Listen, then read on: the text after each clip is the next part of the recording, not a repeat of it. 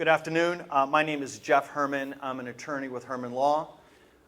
We have offices in Florida and New York, and what we do is represent victims in sexual abuse cases, in civil cases. And so there are criminal cases regarding sexual abuse where somebody may be prosecuted for the crime of sexual abuse.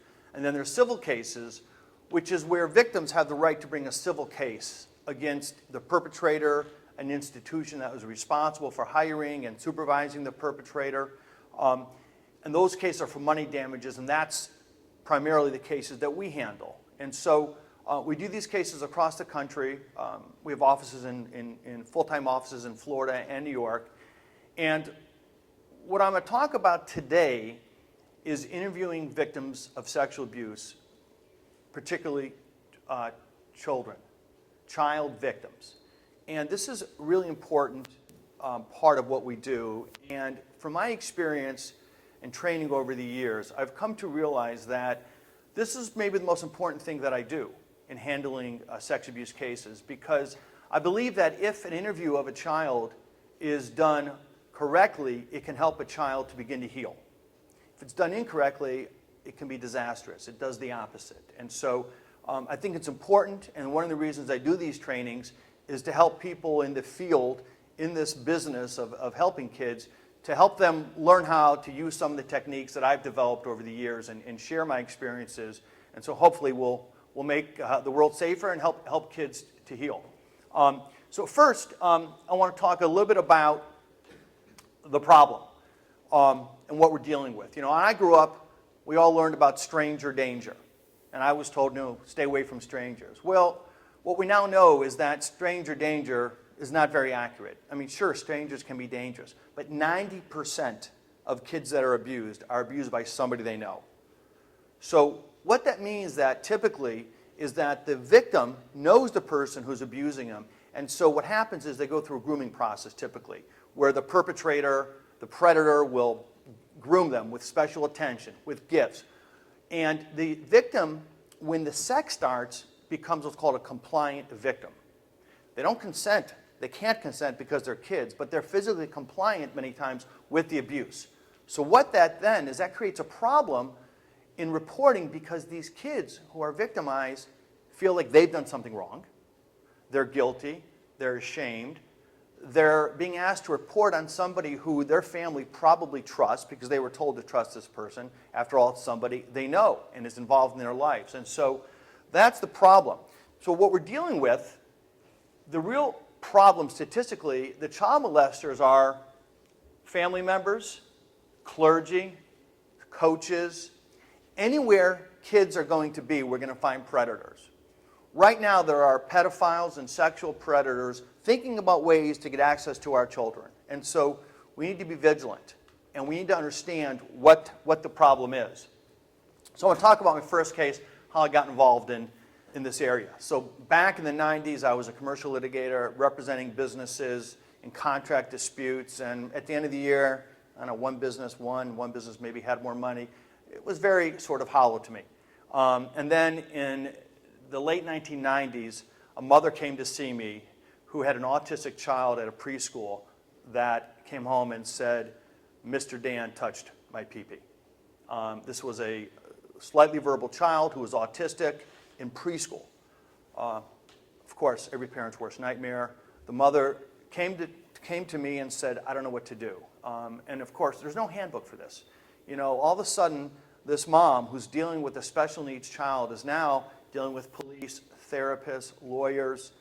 And I said to her, let me look at it. You know, I don't know much about this. Let me see what I can find out. And I did some research, and I learned that the pedophile in this case was a convicted pedophile who had recently got out of prison from California and came to Florida and was able to get a job at a preschool dealing with autistic children.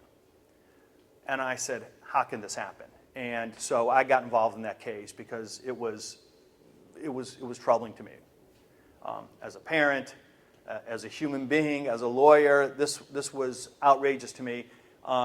And so I got involved in this case, I took it on, and it became a very important part of my life because I ended up representing over 20 families who all had kids at this preschool. And throughout this case, there were lots of twists and turns, and one of them was that the predator, the pedophile, his name is Dan Donahue, is that before he was arrested, he was able to flee the country.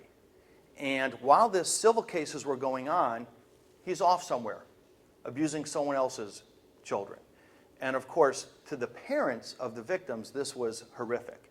And I took the deposition of the perpetrator's sister, and I learned that she had wired him money to the Philippines at some general mailbox account. And so I contacted the FBI and said, he's in the Philippines. We think he's in the Philippines. You know, you have to go arrest him. And they had what's called a fugitive arrest warrant out for him because he had fled the country. And the FBI told me, well, that's great, but we need more. We need more specifics. We have 200 people we're looking for in the Philippines, and every other free country has people they're looking for. So I hired my own investigator in the Philippines, and sure enough, in a matter of days, I was able to get a local address for this guy, because when you enter the country, you have to give an address. And so he was staying at one of these live-in motels. We thought he was there because we had some evidence that he was actually still staying there.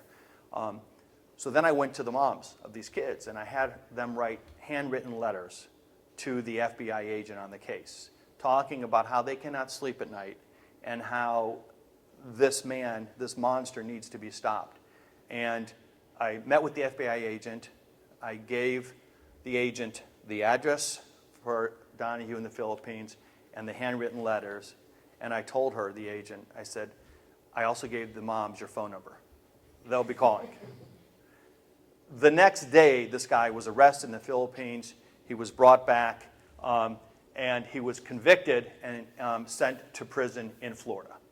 So that was a very rewarding experience for me. And I decided after that case that there really was a need for this kind of firm that I handle, the cases that I do, to represent these victims. And so I want to get into interviewing kids now. And the first thing that everyone has to realize when you're conducting interviews of children is that you should always treat it like a forensic interview. A forensic interview is a professional interview that's conducted with objectivity. It's a sound interview of a kid that would be potentially admissible in court. In other words, you want to do an interview that when someone looks at that, they're not going to argue that, oh, you suggested things to the child and therefore it's not a fair interview. We don't want tainted testimony. So at all times when you're interviewing a child, you want to do it in a way that's forensically sound, that will withstand scrutiny. But the most important thing, and I'm going to talk about this again and again, is that you focus on helping the child heal. Focus on helping the child heal. Because through the interview process, you can actually begin to give the child control in their lives and a sense of healing that will begin. And I always say healing is a journey, not a destination. There is no magic wand that all of a sudden the child's healed. Nobody's ever healed, but there's always healing. And there's certain milestones that take place that are really important to the healing process. And I think and I'm going to talk about why, but I think the disclosure is a really important part of the healing process. The reason it can be an important part is the way our memory works. So we ordinarily remember things in what's called a cinematic way, in sequence. If you think about what you did yesterday, you're going to remember things in your life in order, in sequence, like a movie. And ordinarily, that's how we remember things. When we're under a certain amount of stress, our brain actually enhances the memory system in that our brain releases adrenaline, and that allows us to actually remember things sometimes more clearer than if we were not under stress. For example, if I ask everybody, do they remember where they were at in 9/11, most people remember exactly where they're at. They don't remember what they had for lunch that day, but they remember where they're at when they heard 9/11 because that was a stressful event. And our brains are designed to help us remember those things for safety purposes, that we can remember those things. However, when we're under a tremendous amount, unnatural stress, our brain will release so much adrenaline that it actually interferes with the normal memory mechanism. So instead of remembering things sequentially, all of a sudden the brain is remembering fragments. And those fragments are like pinballs that are bouncing around someone's head that I believe cause a lot of pain and suffering in victims of sexual abuse. Being sexually abused is an extremely traumatic and stressful event. And for many victims, they'll remember fragments, particularly as children, even sometimes people assaulted as adults. It's so stressful, they're remembering fragments, not in sequence. And so one of the things that I believe is important for the healing process is to help victims take those fragments and put them in order. And that helps them begin to heal. So the do's and the don'ts when we're interviewing kids is we want to empower the child.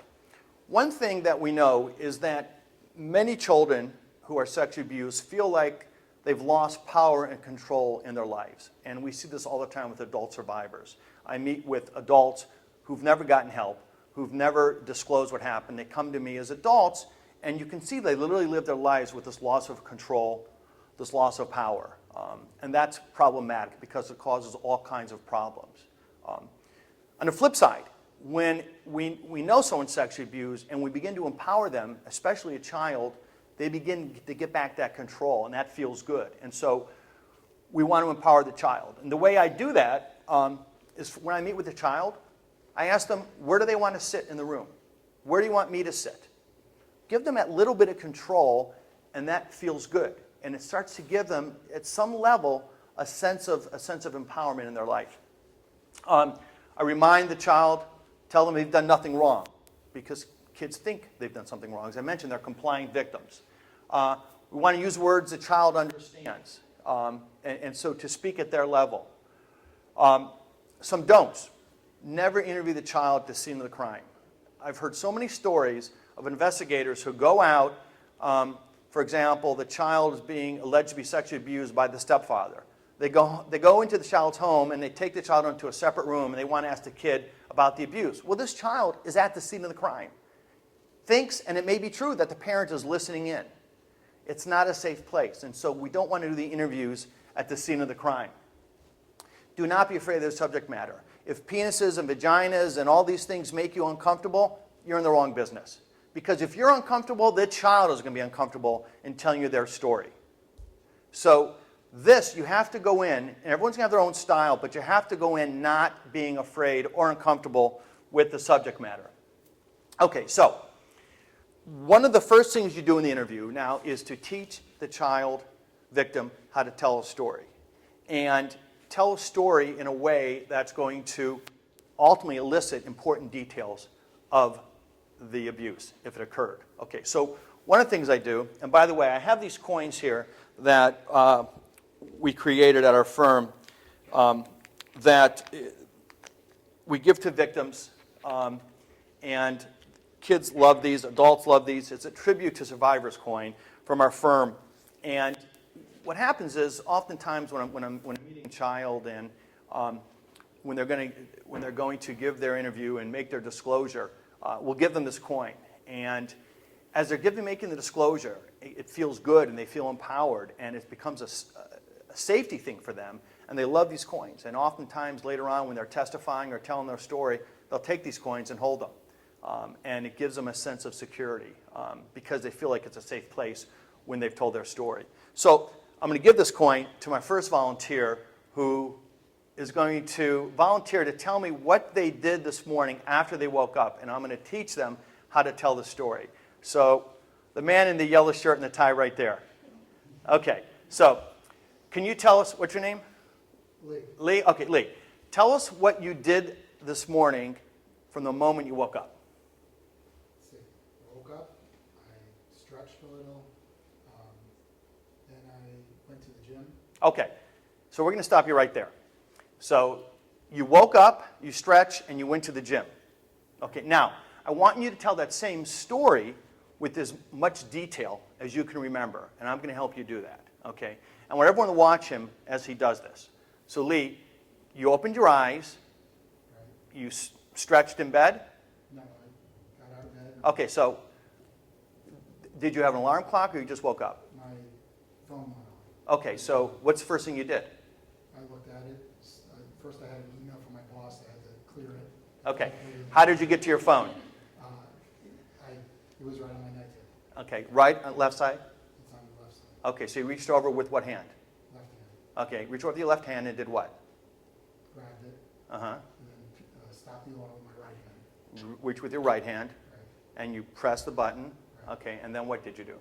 Then I got it out of bed. Okay, After I cleared the email. okay, Got out of bed, and then went into the living room. okay. So you got up, you stood up, Right. and then you walked to the door. I walked around the bed to the door, Was the door open or shut? shut Okay, so how did you open the door? with my right hand, Reach over with your right hand and did what? put the hand on the Okay, so good. We'll stop you there. Lee, here's your coin. Thank you. Okay, so if you noticed, when Lee was telling the story and he's remembering things, he's looking up in his head, so to speak. Okay? And that's really important because what happens is that he's taking the story, he's putting it in chronological order, but he's also removing the emotion from the story because he's focusing on the facts. And so he's kind of calculating. And when we do that with survivors, what I find is that it's much easier to tell the story because they're focused on the facts and they're giving a detailed story. So later on now, when I ask the child for the disclosure, I'm going to remind them, now tell me the story of what happened with as much detail as you can remember. I'm going to give you an example. This is real life testimony of a little girl I represented who at a preschool was sexually assaulted by a teenage boy.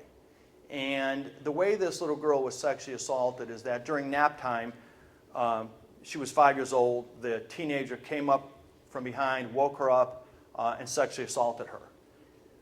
Because the way she was assaulted, she was always scared about something coming up from behind.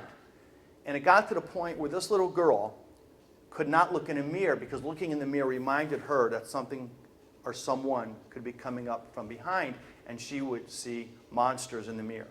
So her parents had to put sheets over all their mirrors. This little girl could not brush her hair. Her mother had to brush her hair because she was afraid to look in the mirror. But this is her now, after, in a deposition, learning how to tell a story. And I'm going to ask you some questions, and I want you to try to answer them the best that you can. So let's start with what you did from the moment you woke up today. Tell me about your day. Try to remember as much detail, as many things as you can remember until you got here. I woke up, I put on the clothes, I opened the door, and So you opened the door to leave your bedroom, yes, and then what did you do next? I went to the kitchen and made breakfast. Okay, and And you I told brought me. it here. Okay, and who made your And then- breakfast? Where were you sitting when you ate your breakfast? Nowhere. You were standing? No, Where did you eat your breakfast? on my car. Oh, in the car on the way here. Okay. So there she's learning how to testify with details. The next thing is we talk about good secrets and bad secrets. A good secret is a secret that has a happy ending. You got your mom a present for her birthday and you haven't given it to her yet. A bad secret, kids tell me, makes you feel sad. And everybody knows what a bad secret is. We've all had them. And the thing about bad secrets is that once you tell somebody, they're no longer a secret and they lose their power. And that feels good. We've all heard the saying, the truth will set you free. Well, it really does. And especially so with these bad secrets that kids are carrying around about being sexually abused. Next, I qualify the kids to be able to take the oath and tell the difference between a truth and a lie. One of the things I do, and there's different ways to do this, is I have these cards that I ask the child, for example, in this case, what's on the top of the picture, and its child identifies it as a cat. And I said, okay, the boy in the blue shirt sees the cat, and he says it's a cat. The boy in the red shirt sees the cat, and he says it's a dog. Which boy told the truth? Which boy told the lie? And statistically, if you do that, and the child gets it right, I think it's 4 times, that there's a 90% likelihood that they can tell the difference between a truth and a lie. And this is how we can qualify even kids as young as 3 years old or special needs kids to tell the truth. And this is important. Then we're getting into the disclosure now. And I've created this circle of truth. What I do is I ask the kids their favorite color, and I have every color marker you've ever seen, and everyone has their favorite colors, and they take their favorite colors, and then I have them make a circle. And we call that the circle of truth. And what we're going to do is put down all the bad secrets into the circle of truth. And I always start with what I already know, or what they're willing to tell me. And then as we go through the interview, we add things into this circle of truth. And this, I believe, is empowering to kids, because every time a new detail emerges, a secret, and goes into that circle, I receive it in a very positive and supportive way, and it feels good. And so we're going to complete that circle of truth. But the way we get there is to do a forensically sound interview. When we're talking, particularly about the disclosure, we want to ask open-ended questions. And I usually start out by saying, I understand something might have happened to you, or do you remember this school, or where did you go to school? Did you like your school? Something that's very open-ended that leads the child on their own to start talking about the event. And then you use the child's own words to build upon what happened. We never suggest words to the child. We use their words, we'll repeat them, and add to them. And again, another note, I think true healing does not begin until the child makes a full disclosure.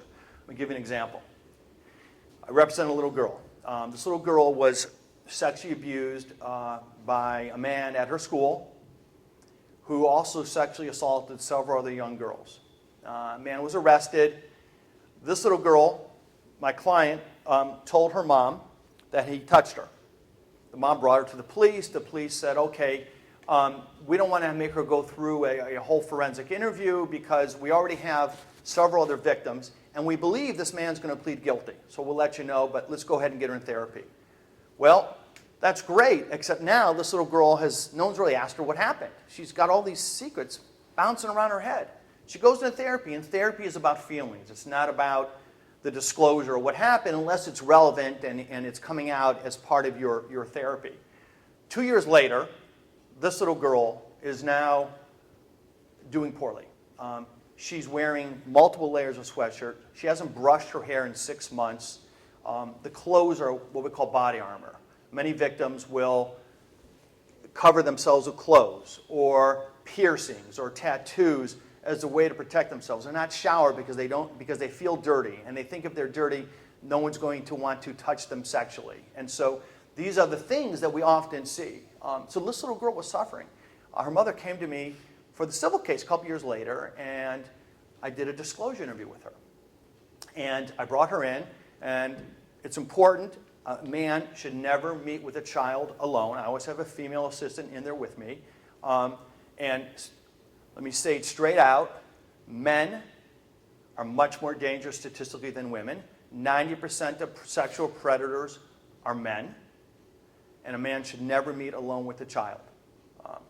So anyways, the child comes in, my assistant's there, and I start the interview process. And we do a circle of truth. And this little girl starts to talk and starts telling me her story. And I'm like, okay, tell me with as much detail. She starts describing how she was brought into the bathroom and how she was raped. And she goes into great detail. And she was describing this man taking off her clothes, putting her on all fours, and getting behind her and penetrating her. But she's describing it being raped, and she doesn't even know what sex is. But she's telling me the story. And gives a full account, and then she goes back out into the reception area. And now the hard part for me is I have to tell their parents.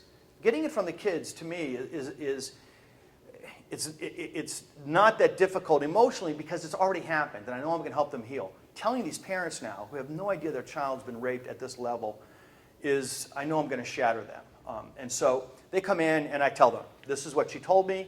You need to know this straight out, and I tell them. And of course, the parents are extremely upset, crying hysterically. But I talk about how this has already happened, and she's been suffering. So now, hopefully, she begin to heal. And we talk for a while, go back out into the reception area, and then I look, and the mother starts crying again. And I'm like, I know. She goes, no, no, look. And she looks over, and sure enough, this little girl is standing in front of a mirror, brushing her hair. She took off her sweatshirts and tied them around her waist. Now, to me, that was just an incredible sight to see. And this little girl just began to heal. For so many years, she's kept those bad secrets bounced around her head like pinballs in a pinball machine, and no one had ever asked her, and she never had the opportunity to make a disclosure. Literally 15 minutes later, her healing has begun. And so that was really significant to see. This is that same child in a deposition going through her disclosure. I understand that something might have happened to you. Mm-hmm. Could you talk to me about that? About a year ago. Not a year ago, but a long time ago. What happened? There was a boy named Herman, right? He was named Herman. I know, you have to tell me what happened. I don't really remember his name. Okay, you think his name was Ronell? I don't really remember. Okay, what do you remember? I went to school, and then every day when he came, he was in charge when the teacher wasn't in the class.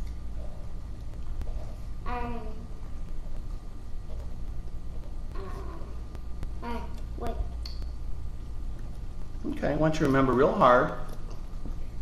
So you were in school a long time ago, and you think the boy's name was Ronell, and you said he was in charge when the teacher was not in the class? Mm-hmm.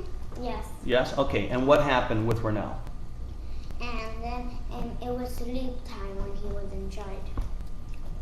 Okay, And and did something happen? yes.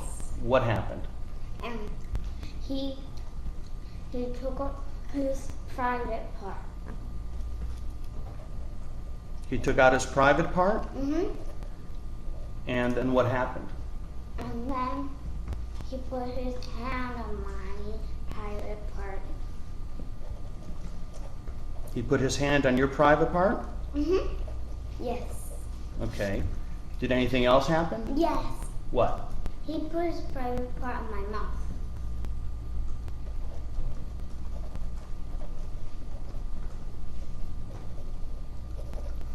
Okay.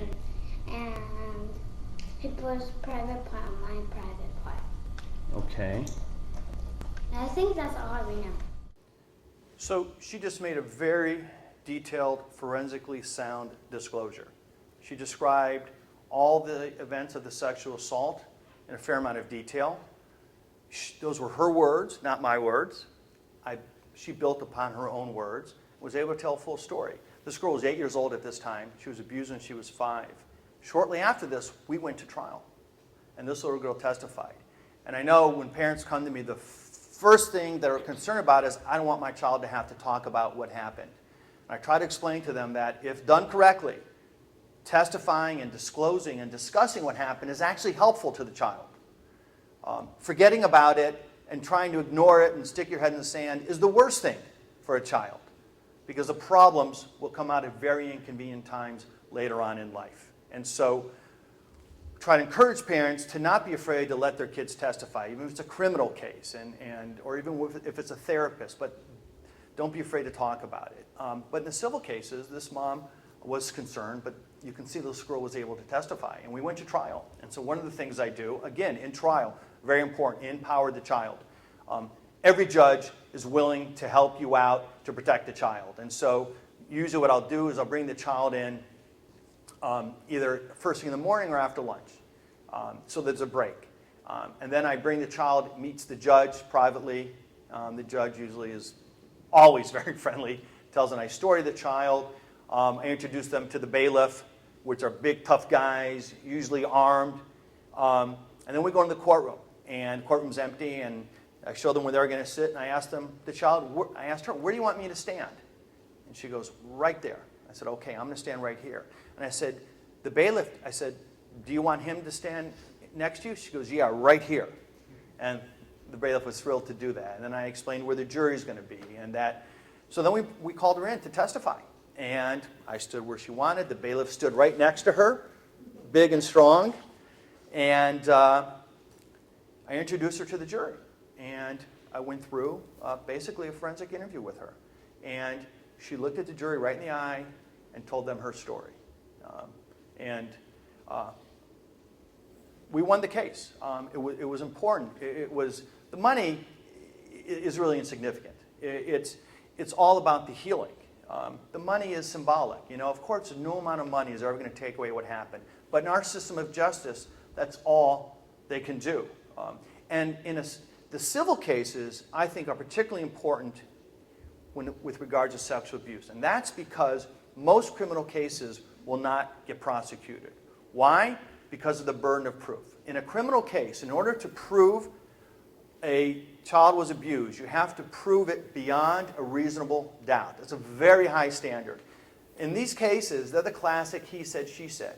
And so you usually don't have objective physical evidence. What you have is testimony. And so if you just have an adult saying one thing, denying it, and a child saying another thing, there is probably going to be reasonable doubt, and they won't even get prosecuted. And the other problem is that the victim in a criminal case is not a party. They have no standing, meaning they are only a witness. It's the state bringing the criminal charges against the defendant. And so the state attorney's office or the prosecutors or the DA's office will decide what they want to do with the case without regard to what the victim wants to do. Because the victim, again, is a witness. So they have no standing, no power, no control, which is the worst thing. And so what happens oftentimes in these criminal cases, the families move forward and they are so frustrated and disappointed. So what I tell them, very important from day one, is that all you can do in a criminal case is report the crime and participate. And that's how our system works. And what that does is validates for you that, you know, a bad thing happened and you've done what you can do. But the civil case is very different, because in a civil case, the victim is the party. The victim and or their parents will make the decisions, how they want to move forward, what they want to do, and how they want to handle the case, and whether they want to settle the case or not. So the money becomes insignificant. It's the idea of the power and the control that they have to control the case. And at the end of the day, when they get closure on that case and they've been empowered, again, I think that's an important milestone on the healing process. So last couple things I want to talk about are some of the things we face, obstacles in getting kids to talk about their abuse. Anyone have any ideas, thoughts? What are the things, what are the problems, what are the obstacles that we face in trying, why don't kids want to talk about what happened to them? Anybody? Yes? They're embarrassed. Right. Absolutely true. Typical kids, just normal sexual relationships, when they have their first sexual relationships, they don't typically come home and say, hey, Mom, guess what I did today? And talk about the sex. Now, you add in now the factors that this was not typical sexual relationship. It's with an adult, and it's with somebody the family probably knows. They're embarrassed to talk about it. What else? They were afraid. They're afraid. Right. This is very important. What you have to remember is that when a child discloses that they've been sexually abused, they understand the ramifications of that, unless they're very, very young. Most kids understand, and they're afraid of the ramifications because, remember this now, they're outing somebody. Might be a family member. They know that person is going to get arrested. They might be removed from their own family. And they're afraid that if I tell what happened to me, I'm going to be taken away from my home, which does happen, unfortunately. Or fortunately, depending on the situation. But it's scary. No child wants to be removed from their home typically. They're afraid. They're reporting somebody, most likely, that the parents trust and have told this child they should trust. It could be their coach, or it could be the rabbi or the priest, somebody that the family loves and is charismatic. You know, predators don't believe that they're hurting children. Pedophiles believe that they love children and they're acting out in a loving way. And the problem today, I believe, is worse than ever. I think there's more acting out today than before. Anyone have any ideas why? The internet? The internet. You've been to this class before. Right. Yeah, the internet. That's exactly right. Not every pedophile is a child molester. Okay, a pedophile means technically that you have a sexual interest in prepubescent children. The word pedophile is now used generally to talk about anyone who's abusing a minor, someone under 18. But every pedophile doesn't necessarily molest children. There are pedophiles who are content to simply fantasize about having sex with children. It used to be back in the 1970s, a pedophile had very limited access to child porn. They would send away overseas, and once every 6 months they would sneak a magazine in the country, and that would be enough to satisfy their desires. And they would fantasize with maybe some child porn, limited child porn. Now what happens, they go on the internet and boom, in a matter of seconds, they have more child porn than they know what to do with. And it desensitizes them, just like it desensitizes porn for adults. But child porn desensitizes the pedophile. They want more. Add into that, now they have access to children like they didn't have before. They're literally in our kids' bedrooms at night on social media talking to our kids. Then they talk to other pedophiles, other predators who are online, and they're thinking, well, maybe I'm not so weird. This is normal. We all love kids. And so there is more acting out today than ever before.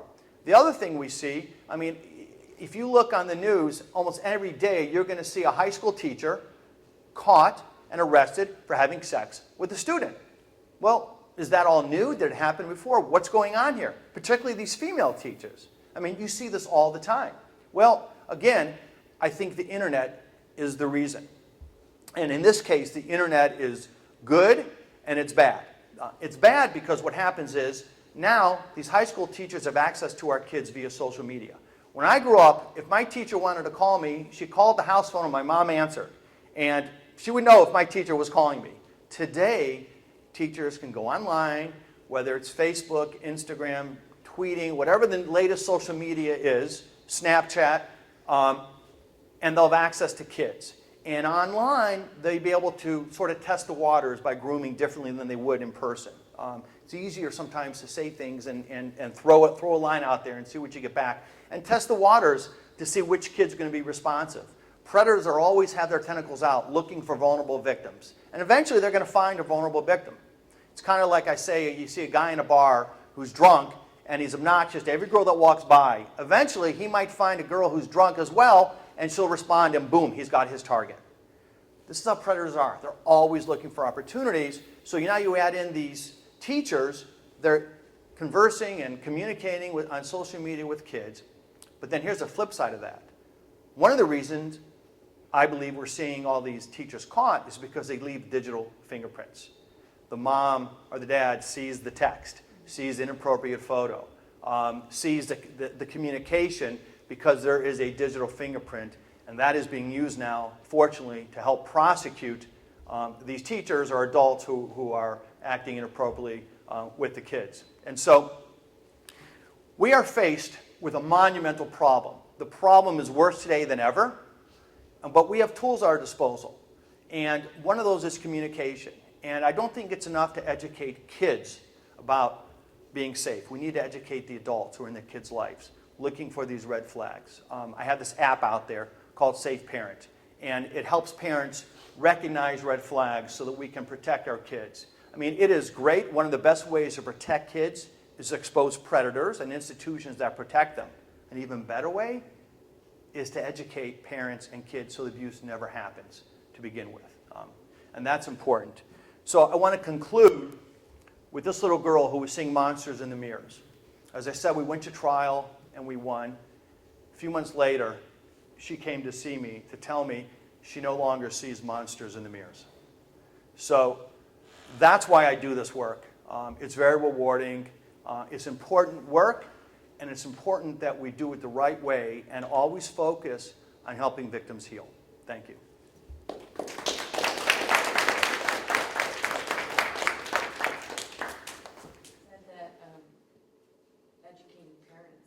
really important. How do you go about doing that?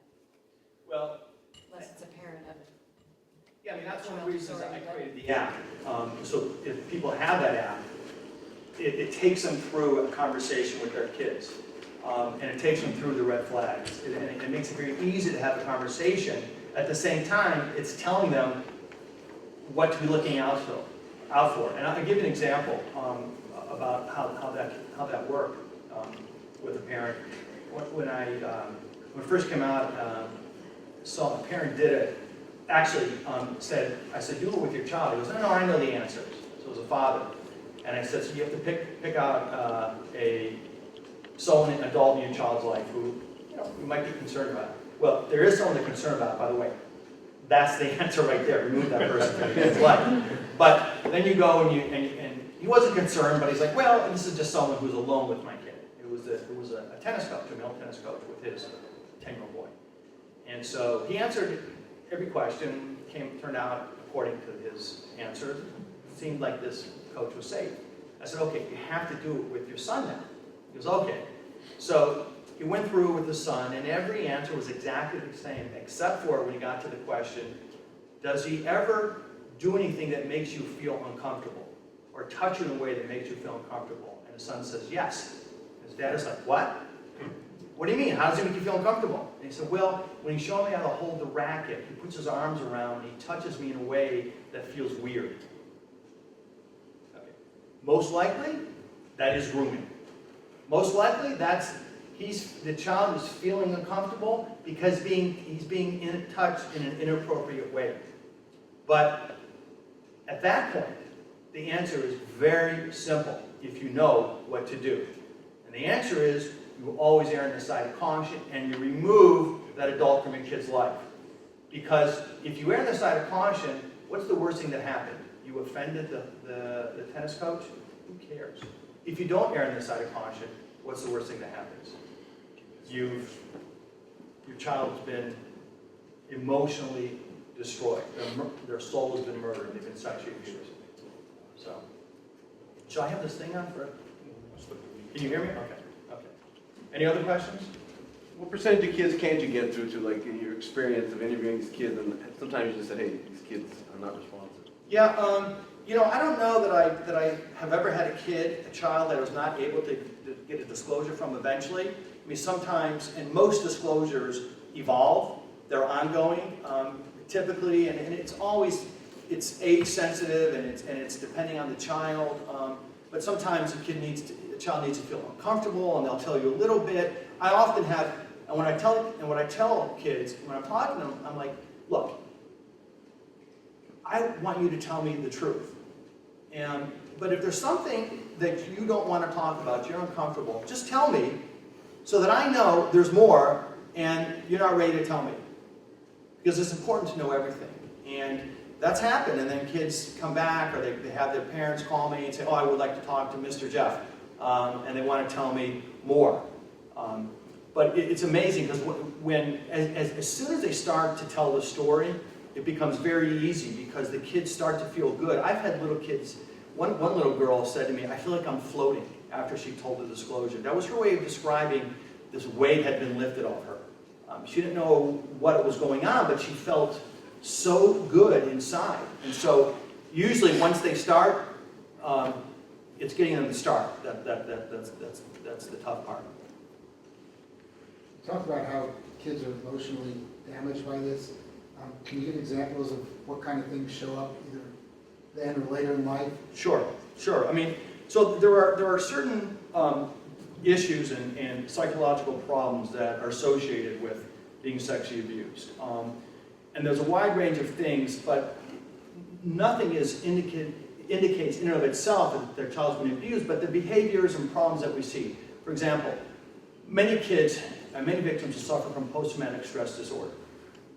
And what that is, basically, is that anytime we're exposed to trauma, where, as I mentioned before, our brain releases adrenaline. And the reason we release adrenaline is to prepare our bodies for the trauma. And so when that happens, our mind races, our heart rate increases, we sweat, our pupils dilate, And all these things happen, physiological changes that are helpful to avoid the stress. We go into what's called flight or fright, or freeze. And so that's really helpful. If, for example, you're walking down the woods and you see a bear that comes to attack you, we go into flight or fright or freeze. And instantaneously our body decides whether to play dead, whether to run, and you're calculating instantly what the safest thing to do. It's not a conscious decision. And so that's really helpful to survive a bear attack. Now, it's also helpful for survival in other times of stress.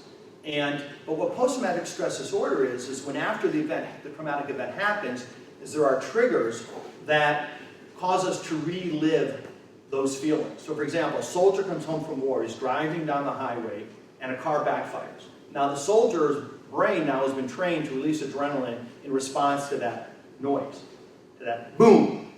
Soldier knows he's not in war. He knows it's not a bomb, but his brain is going to release adrenaline anyways, because that's what it's been trained to do. And now this poor soldier is driving on the road, his mind is racing, he's sweating, his heart's pounding. People call that an anxiety attack. It's post-traumatic stress disorder. And it's very uncomfortable when now there's no reason for it, but he's just reliving the stress. That happens with victims of sexual abuse. Many kids, many victims will have triggers. It might be a conscious trigger, like driving past a school where they were abused, or seeing someone who looks like the perpetrator. It could be a subconscious trigger, a smell they don't even realize. And what happens is kids will start becoming very agitated. Kids will complain of stomach aches, but it's really an anxiety. They're going to get depressed. Many victims who don't get help and treated will start to self-medicate when they become teenagers and older because they want to damp down those feelings. They don't want to constantly be in this feeling of stress, and so they'll do drugs or do alcohol.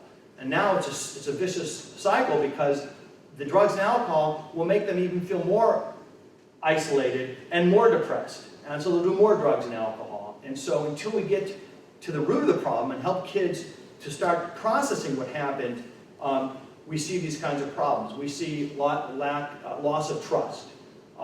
We often sometimes begin to see physical problems. Kids who are under tremendous stress will begin to develop physical problems, and their immune systems sometimes will be compromised.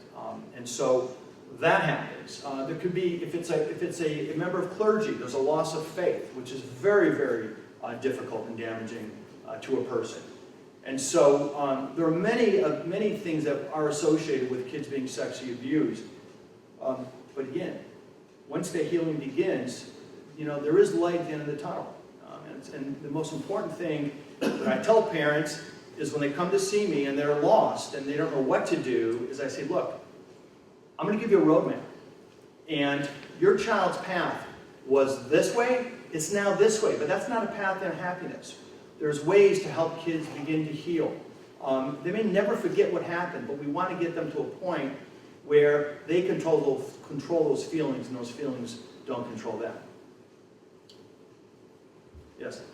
Is there a pattern of behavior that indicates that they might be being groomed prior to being abused, other than going through the act and then having a way to prevent it? Well, sure, yeah. I mean, there are definitely red flags that we talk about to look for.